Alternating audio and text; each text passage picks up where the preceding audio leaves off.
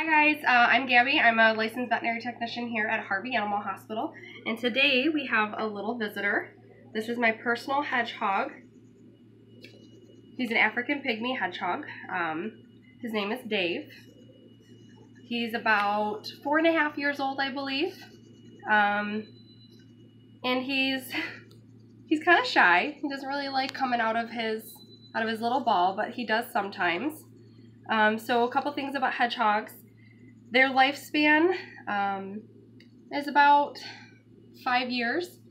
They can live from 4 to 6 years with an average of 5 years. So he's quite senior. He's kind of getting there near the end, but he's healthy as a horse. We examined him today, sedated him, trimmed his nails, and made sure there was nothing wrong with him.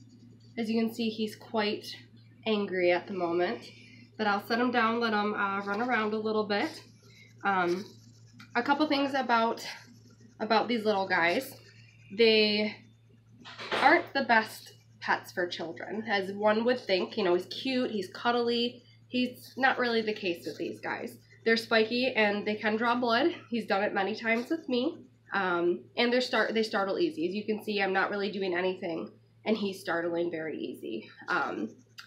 Another thing is they are very high maintenance pets. When I first got him, I thought, this is going to be great. He's easy. He's very high maintenance. Their temperature has to be kept at about 75 to 85 degrees, which is pretty hard, especially in the winter. So we have a little space here for him and this little snuggle sack, which he doesn't really use, but today he's been using it quite a bit.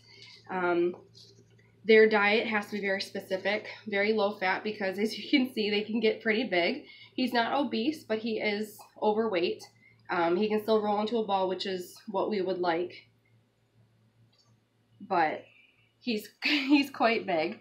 His diet consists of 3 different foods. One is a light cat food, adult cat food. The other 2 are hedgehog foods that the veterinarian here, Dr. Norbert, has authorized it as good foods. He also gets any type of fruit, from apples to bananas to blueberries, cut up into small pieces. He also gets cat treats and mealworms.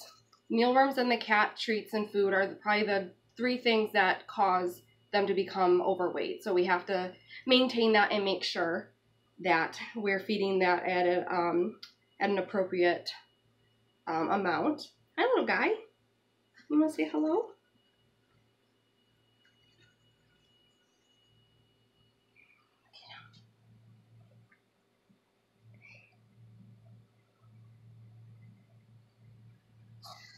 A couple other things for these guys. Their bedding has to be very paper-like.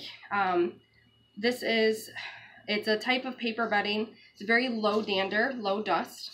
We don't want anything with any type of dust, dander, or scent. It can cause respiratory issues with them. So any type of pine, cedar bedding is not good for these little guys. It can cause a lot of issues, and a lot of the problems with hedgehogs is mostly husbandry problems. It's not necessarily the food or anything.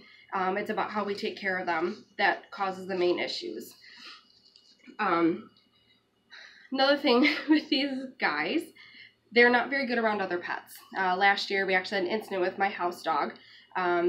Somehow my dog got into his cage and he got him in his mouth, and he actually put 3 puncture holes into him. He's fine. He made it through. He was totally okay, but a little scary. We weren't sure if he was going to make it. So definitely keep him away from the other house pets. They're not really good to be around other hedgehogs. Males can get aggressive, and then if you don't have the little guys neutered, you can end up with a lot of hedgie babies, which is not something that we necessarily want, because they are hard to adopt out. Come on out.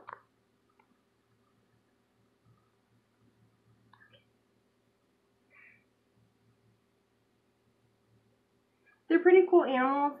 If I could choose to get another one, I don't think I would. I was very misled by the information when I first got him. I do love him, obviously. He's one of the best pets, but they aren't as cracked up as they seem to be.